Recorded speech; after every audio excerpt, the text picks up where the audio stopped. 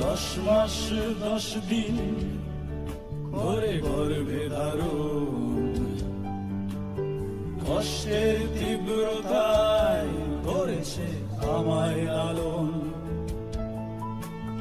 হঠাৎ কোথায় না বলে হারিয়ে গেল জন্মান্তরের বাঁধন, কোথা হারালো।